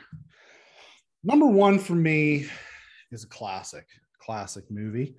One that I make sure that try to watch every year. I watch it every year, but it's National Lampoon's Christmas Vacation. And I don't think that anybody would have any issues with that being the number 1 movie on any Christmas list. My number 2. Yeah. So that's my number 1, Christmas Vacation. Love it. Highly quotable, very funny. Chevy Chase at his best. Randy Quaid, despite him being kind of a dumpster fire of a human being these days, at his best. Merry Christmas. Love the art. The shitter was full. Merry Christmas, the shitter was full. Number 2 for me is Elf, Will Ferrell's classic. My number 1. Okay. Will Ferrell's classic. Jon Favreau directed. Just another reason why he's nerd Jesus. Again, is it highly in the MCU? I can't remember. Elf? Is Elf in the MCU? Yeah. No, I don't think. Oh, okay. Yeah. Okay. So Elf is number 2 for me. This one might be a little bit controversial because it straddles a line. Is it a Halloween movie? Is it a Christmas movie? I'm counting it as a Christmas movie. It's Tim Burton's The Nightmare Before Christmas. There's enough Christmas stuff in there for it to count. Sure. But it's going to get These are weirder. your movies. Yeah, these are right. your movies. These aren't, let's Die Hard. Is it a Christmas movie? Isn't it a Christmas movie? I'll tell you what it is. He's sneaking around trying to get away from Alan Rickman. It's a Harry Potter movie. Number 4 is the 9th one. Yeah, number 4 is the newest Grinch movie. It's not that old. It's like 3 years old. It's good. Yeah, it's real good. Pharrell's the narrator. It features music from Tyler, the Creator. Keenan is in it. I can't remember who plays. Rashida Jones plays Cindy Lou Who's mom, and then of course Benedict Cumberbatch voices the Grinch with just the perfect voice because he's so condescending. Just like I said about that movie last week, The Power of the Dog. His voice is he's animated, live action, doesn't matter. He plays such a good prick. Yep. And he just nails this. His voice is just perfect for the role. Is this in the MCU? No. Oh, okay. The next one is also not in the MCU, and this one might be another controversial one. Number 5 on the Christmas list for me is Tim Burton, Michael Keaton, Danny DeVito, Michelle Pfeiffer. It's Batman Returns. I love that you did that. I mean, it's a great movie. You're not wrong. It is a Christmas movie. Well, that's what the thing is. It's like, how do you define a Christmas movie? How do you define it? Is it just time period it takes place in? Iron Man 3 is a Christmas movie. Right. Yeah. You know what I mean? So, No Way Home's a Christmas movie. Actually, do you know what I considered? But it was too much of a reach. No. American Psycho. Oh yeah, you could do that. There is the scene that he goes to the party and somebody puts the reindeer. Mistletoe. Yeah. Hey Hamilton, have a holly jolly Christmas. It is. I did say that we did watch it 2 weeks ago because it's a Christmas movie. So right. I probably should have put that in here. I am more of a traditionalist when it comes to Christmas. Yeah. The event of people gathering together is Christmas. Or things are happening at Christmas. My number 5 is the original Home Alone. The argument of Home Alone 1 or 2, which one's better? I mean, I don't think you're actually wrong either way. I went the original just because one's just fun, and you get the old guy at the end. And that scene gets you every time. If it doesn't get you every time, you have problems. Not Home Sweet Home Alone. Not Home Sweet Home Alone. Just missed the list by about 200, but. Very good. I like, there's just enough. Like we said with we like slapstick, and it's the perfect amount of slapstick, but also the right amount of heart, and not trying to make us think that the criminals are likable in any way. Right. They are invincible, even though they're not in the MCU. So yeah, number 5 for me. Number 4 is The Family Stone. I love that movie. It's a good one. It's just funny enough. I mean, the best scene in that movie, and one of my favorite scenes in any Christmas movie, is when they go to the bar. Sarah Jessica Parker goes to the bar and with Luke Wilson. I love that scene because she just goes nuts. She gets super drunk, and the next morning she thinks she slept with him and she didn't, and it's just a whole mess. But to me, it's, I'm not from a big family, but every time I watch that movie, I'm like, I am so happy I'm not, because there's just all the crap happening and all the mess. It's like, I like to watch it. I like to watch the mess. And then the ending is sweet, and it's sad. The movie does have a sad but happy ending, the way it works out, but it's really good. Number 3, and this movie kind of climbs every year for me now, it's Santa Claus. It's just good old Tim Allen Santa Claus. I don't know. I don't think this movie makes the list 5 years ago, and maybe it's because we watch it every year or whatever, but to me, it's like the most honest. It's just this movie. It's about believing in Santa Claus, and that's really it. It's making people believe, which initially it's like making Tim Allen believe that he's Santa Claus, and all Scott Calvin believed that he's Santa Claus, and then making these other people believe, and it kind of just uplifts you in a way that, like, and I'll say that with Elf too, is like there's something about that. There's something about being uplifted and not being, we're talking about the old holiday movies of yesteryear from like the 30s and 40s are like almost depressing until the end, and like. Right. This movie's not depressing. It increasingly gets happier. And then National Lampoon's and Elf, they go back and forth for me. So when I said they're like it's kind of in the mood. Like I was watching Elf with my class, and that movie's a movie where like kids are just locked in. Mm-hmm. So it's great. I think the scene that sticks out to me is the snowball fight. I just love when he just goes rocket fire snowballs. Yeah. So that movie also, a great ending at the end with, sitting on the lap, and it's so funny. We get, Zooey Deschanel is just a great like co-star in this movie, kind of follows into the whole thing of him being goofy, but that's fine. And of course, National Lampoon's Christmas Vacation. Look around you, Helen. Around the threshold of hell. Such a great scene. It's just, there's so much goodness about that movie. Like you said, it's highly quotable. It might be Christmas movies aside, it's just one of the most quotable movies. I mean, it's year round. You can say some of these things, and it's great. I mean, so yeah, I'm a little more on the probably traditional side of Christmas movies, but you can't go wrong with Batman Returns as a Christmas movie. Just like No Way Home is a Christmas movie, like I said. Mm-hmm. Mm-hmm. But that is your BXG top 5 Christmas movies. Let's just to like throw a few other oddballs in there. Sure. Just for fun. I'm not a huge fan of the Jim Carrey Grinch. Actually, I'll tell you what. I don't like it. I'm going to tell you what. It's terrifying. I don't really like Christmas movies. And so that's why my list is littered with movies that aren't Christmas movies. But I get that. For me, it's more so that I have a more deeper appreciation for like the half-hour special or the 45-minute special. Charlie Brown Christmas, Garfield Christmas, Ice Age Christmas, Trolls Original Holiday, Grinch, the original Grinch, Frosty, Rudolph. Those are more in my wheelhouse. I just kind of like those better because they're nice bite size. You don't have to like wrap yourself up in them.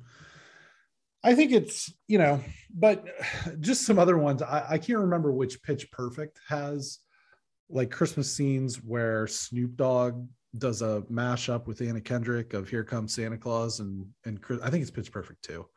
Yeah, that eludes me. You've never seen Pitch Perfect? I've seen the movies. I just can't remember. I've seen 2 of them. Okay. I was going to say, if I've seen those and you haven't, then I've seen 2 of them. For shame. I've seen all 3 of them. Haley Steinfeld's in the 3rd one, I believe. Oh, yeah. Maybe I have seen the 3rd one. I don't know. They're all kind of the same movie. So, yeah, they're funny. Rebel Wilson's funny. Right. Yeah. Anna Kendrick's funny. And they're not. Yeah. I just don't remember them enough to know. Yeah, I mean, one of them they do a sing off against the Green Bay Packers. Like, right. They're funny That can movies. happen. They're not. Yeah, whatever. Pitch Perfect. Watch the trilogy. Let's see. What are some other good ones? We called out Iron Man 3. I know my wife says that Little Women is a Christmas movie because It is. Yeah, little. In the It's a Christmas good one. time. American Psycho. American Psycho is probably the best Christmas movie. Right. I don't know. We watch a lot of Christmas movies. Oh, Scrooged. Okay. Scrooge. Yeah, Muppet Christmas Muppets Carol. Christmas. That's good.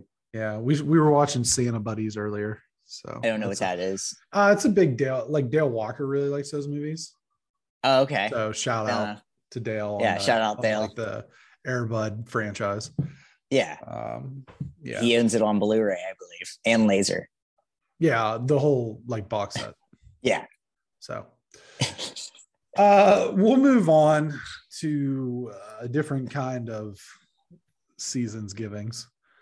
Something. Demi Lovato is back to their old tricks. And by old tricks, we mean singing to people who don't want to hear her voice, but are forced to anyway. Lovato serenaded a woke ghost struggling with the trauma of sexism in the afterlife. There's a sentence I never thought I'd say. Yeah, I know. An activist who identifies as non-binary found themselves singing to an appreciative apparition while exploring paranormal disturbances in the latest edition of their Peacock TV show, Unidentified with Demi Lovato. This is how we know the world must be ending sooner than later. Wow, so, that paragraph just made me want to like suck on a shotgun. I had something else planned when I was doing this portion. I'm like, maybe I can do like a semi, like a very small, like year-end wrap up, but maybe I'll hold that off till next week of big pop culture news, whatever. And then randomly, as I'm scrolling on my phone for like that portion of the program, this just pops up as one of my newsfeed things, the Apple newsfeed thing. And I'm like, what the F? And, this poor ghost, even the dead can't get away. It's just like, that's what made me sad about it. It's like, so you mean when I die, I may still have to deal with Demi Lovato? I mean, this is just not fair to anyone. And that's what made me sad. I don't, a woke ghost? But you're a ghost. That's what the article said. That's not your wording. That's what the article said. Okay. But, that's the premise of the show. I mean, like that's, right. This whole thing. The ghost can go anywhere. It can go in. You're a ghost. I assume you can go kind of anywhere. You're in the in-between, and you're hanging out with Demi Lovato. I got other problems. You can go to basketball. You can go and watch live sports and just hang out. I don't know what the rules of being a ghost are, though. I mean, we don't really. If that's a punishment, I guess that's maybe a punishment. Like you have to go pretend like you care that Demi Lovato is singing because someone has to. Something. What does it feel like to her to just be singing to an empty room? Similar to everything else. Oh.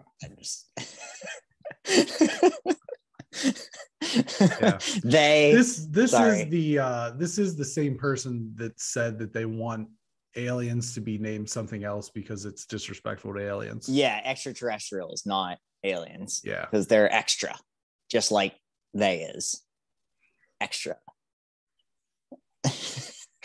extra. Yeah, I knew that would bum us out, but I needed to do that because it bummed me out. And it's like, if I have to be stricken with this news while I am trying to catch up on the the pop culture year-end roundup that I wanted to do, then so should everybody else. So that wasn't fair to me. I don't have Demi Lovato in my news. I don't have this person put in it's not like Florence Pugh that I type into my Google thing and make sure every time she does anything, I have to find out what Florence Pugh's doing. It's not like that, I don't have them. Don't do this to me, Apple News. I asked nothing of this. Okay. Ugh. So we were approached earlier this month about a potential guest who has some experience contacting the ethereal realm. And maybe we need to reach out to that person to get have them on and explain like what the rules of being a ghost are. Yeah, we should do that.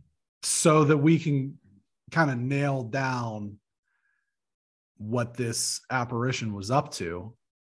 Yeah. You know, that would be, we should definitely, maybe the rules of a ghost, a special BXG.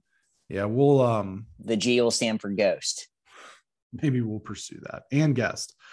And guest. Let's see here. Pop is the guest real or is the guest alive or a ghost? Alive. Psychic medium. Okay. I just want to make sure. I don't know how that works being in like different locations, but that's neither here nor there. Pop culture potpourri.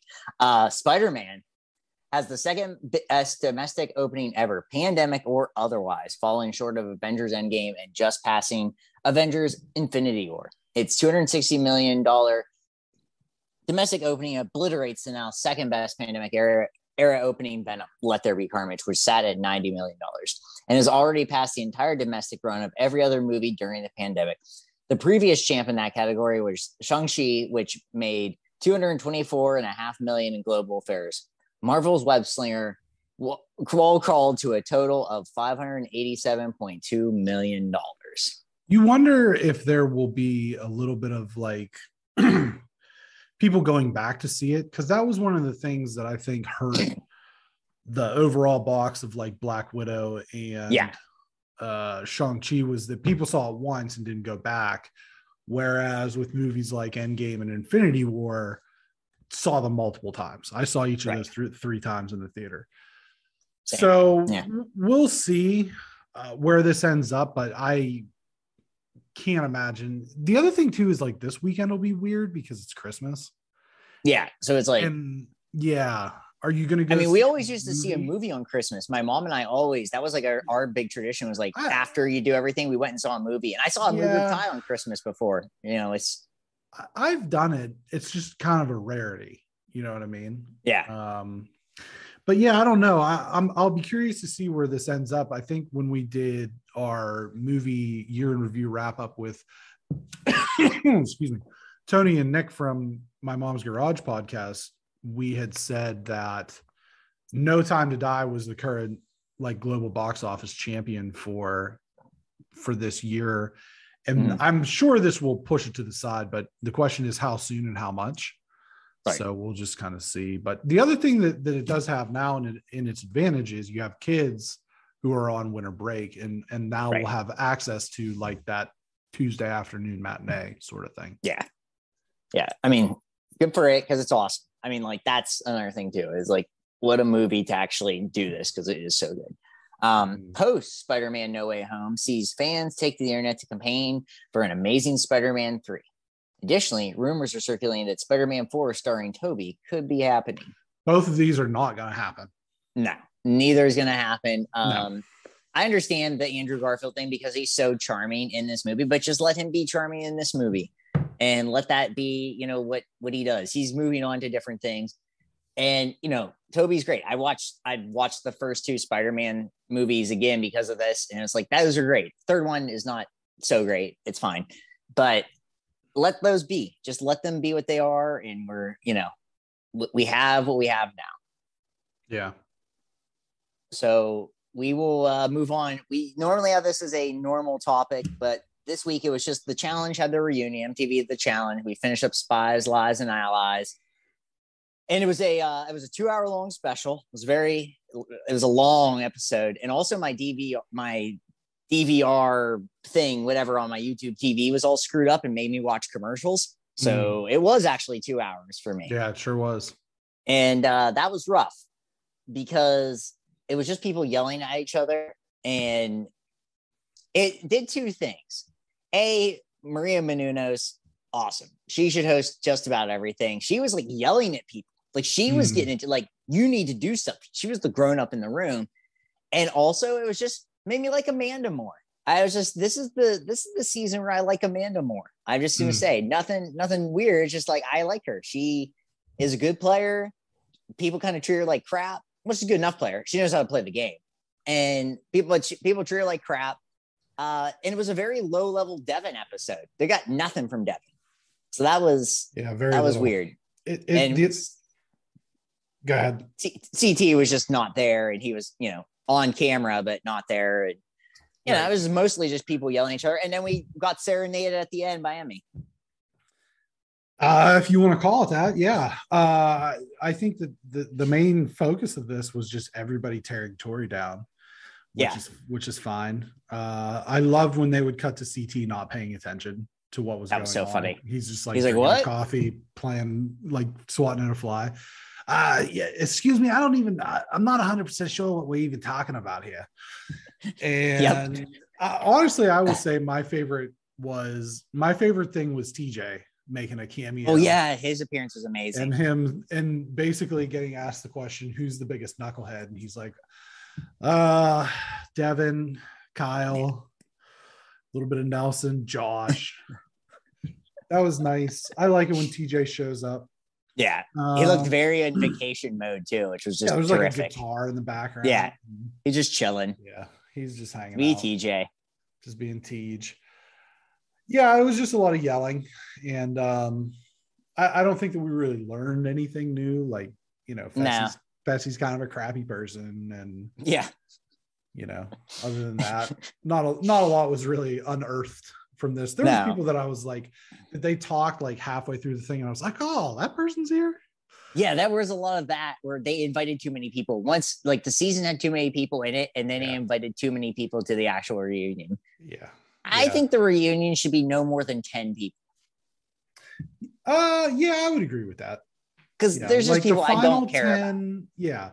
Try to get most of the final people, and then if anybody caused any like big drama throughout the season. But there was people we don't need all those people. We don't need Huey. Sorry, Huey. No, we don't need Huey. Your presence, unless he's bringing the news. I don't need him. Yep. Moving on, John Wick Chapter 4 delayed from May 2022 to March 2023, despite filming wrapping last month. I don't know. That's a weird one for me. It just feels like, you're not going up against, you're going up against Marvel, but you're not going up against Marvel. Like, that's not the point. Yeah. So there's probably maybe it was just the way they wanted to delay getting to it. That has to be it. I think Omicron is going to cause some moves. There's probably going to, the stupid Decepticon ruining things for all of us. Yeah. I think that maybe that's a little bit of what that is. That there's a possibility that they're just kind of hedging their bets, because is John Wick a Warner Brothers movie? Yeah. They've said that in 2022 that they plan to do everything theatrical with a time limit to HBO Max, similar to how Disney has done with the 45-day theater window for Shang-Chi and Eternals. And I think that they don't want to have to potentially renege on that. So the easiest thing to do is just bump it. And I wouldn't be, there's probably going to be reshoots. You know what I mean? There'll be stuff in there they'll have to do. And right. We'll see. Fans of the recently canceled Cowboy Bebop live action Netflix series have started a petition to bring back the series. I signed it. Yeah, it's on my Twitter and our Facebook page, a link. There's also a YouTube streamer started a petition to keep it canceled. So that's funny. It's kind of funny. But yeah. There's always going to be a counter. Sure. It's not gonna come back. No. But it's a nice pipe dream. Yeah. Speaking of Batman Returns, Michael Keaton will reprising his role as Bruce Wayne in the upcoming HBO Batman series. Oh, I'm sorry, Batgirl. I'm sorry, Batgirl series. Batgirl. Yeah, Batgirl. I knew that too. Yeah, Batgirl series. That'll be interesting. That's cool. I mean, I like, Keaton any way we can get him in these things. Yeah. Good for him. He's everywhere now. He was anywhere and he's back. He's like Hansel. He's hot right now. He's just everywhere. Netflix's The Witcher, which is in season 2, debuted last Friday, reports that season 3 is already mostly written. Well, people love this. I love it. Yeah, I got to get on that. I watched the first. Does Henry Cavill write the show too? He helps. Okay. He helps. So The Witcher is the TV show and the games are adapted from a Polish fantasy novel. And Henry Cavill is like a huge nerd. And I think we talked last week about how he wants to be in a Mass Effect series. And I can't remember what the hell the other one was he had brought up. It was something else. And then this week he said he would want to be in a Red Dead Redemption movie and all this. And that's all fine. He does, I think he does help adapt some of the episodes from the novels. Okay. But yeah, I watched the first episode of the first season. I was like, oh, I like this. I should watch all of it. And then I just never got back to it. And now that there's 2 seasons, maybe I feel like I should probably settle in and just, watch it. So take it all in. Yeah. Yeah, I think I probably like it too. Yeah. I like Henry Cavill. So right. And he is like he looks exactly like Geralt. So I mean, I think he nails the role pretty well. But anyway. Let's see. Media recommendations. So I'm just going to recommend Hawkeye because it's awesome. And if you have time to watch it and you haven't, go back and watch it. I am currently finally back to reading books for adults, reading Crossroads by Jonathan Franzen. I've never read Jonathan Franzen. I got a free copy before I left the bookstore. So I'm reading it. It's really good. It's very much like literary. It's extremely well written. I'm about a third of the way through it. It's a big book, big juicy book, but it's good and I like it a lot. Set in the 70s, so it's pretty cool. And watch Santa Claus. Like I said, that the new Pope. We're catching up on that show. John Malkovich, and like I said, just like that from last week. And music wise, because I haven't done a music recommendation in a while. Snail Mail album Valentine is very good. Friend of the program, Matt Adams, had recommended Snail, and she's very good. She's got a very cool voice. It's like Diet Coke Paramore, and I don't mean that in a negative way. It's just like she's got a little edge to her, and very enjoyable. Very enjoyable. Now, is she Diet Coke Paramore in the same way Olivia Rodrigo is, where she just steals their songs? No, not in that sense. That would just be New Coke. New Coke, like Coke Zero. Excuse me, Coke Zero, maybe, or maybe like lime Coke. I don't really have anything. I've been very busy. Well, it's Christmas. Yeah, and you have kids. Well, and here's the thing. You know what I watched in the last week? I'm the last person on earth to watch Squid Game, so there's no point in me recommending it. Like if you haven't watched Squid, it's like these people who are still buying fucking Grand Theft Auto 5. That game came out 8 years ago. Why are you still buying it? So I'm not going to recommend something that everybody's already watched. You know what I mean? I will shout out just again The Power of the Dog. That movie is clean house in the early award season. It's like it's up to 68 awards won, and I think it's won a ton of awards. I think the next highest is Dune, and that's like 21 or 22. Yeah, it's good. It's not an action-packed thriller. So if that's what you're looking for, then stay away, because it's very acty, as we've said. And then I just want to give a shout out to the Lauber brothers. I mentioned them back over the late summer. They're a band. They're like a Latin alt rock band out of Youngstown, Ohio. They have a new song out on their Spotify page called Fire. It's very good. They also have, like, previously, I didn't even know this on their Spotify, but they have like a live EP where they do some of their songs. So it's good. I'm hoping maybe this summer to get out somewhere and kind of go see them play, but they're very good, and I can't wait to hear more music from them. But other than that, I don't really have anything. So it happens. The weird time of the year, yeah. It's a weird time of the year. Here's the other thing is I went a stretch of 10 days where my PS5 wasn't even hooked up to my TV. Yeah. Are you a replicant?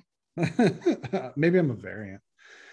But yeah, it was, the mood hadn't struck, and I was watching Squid Game, and I was watching some, all those movies that I talked about last week. But anyway. It was wild. Yeah, it happens sometimes. Sometimes you just need a break. Sure. BXG podcast publishes every Friday at 9 a.m. Eastern Standard Time, 6 a.m. Pacific, 4 a.m. Hawaiian. Aloha. On Podbean, Apple Podcasts, Spotify, Amazon Music, Google Podcasts, and other podcast services worldwide. Remember to give us 5 stars on Spotify if you listen to us over there, because they have a rating system now. You can catch us on social media at Facebook.com/BXG podcast, Instagram @BXG podcast, @GTFills, @Y2B, Twitter @BXG podcast, @GTFilson, @Y2B, and over on our YouTube channel for reviews of Spider-Man, Hawkeye, Oreos, Pig, trailer reactions, so on and so forth. So much content. It's there. You can search BXG podcast in the search bar. Leave us likes, subscribes, ring the bell.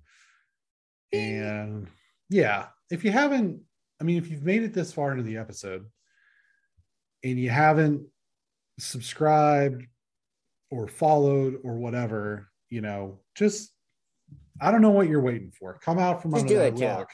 Yeah. We got cookies out here, brother. Got cookies. So happy holidays. We'll go live on Christmas. Happy holidays. So have a happy holiday. Leave cookies for Santa. Tell your friends, tell your family. Tell your mothers about the unmistakable essence of the BXG podcast. Take care. Happy holidays. Happy holidays.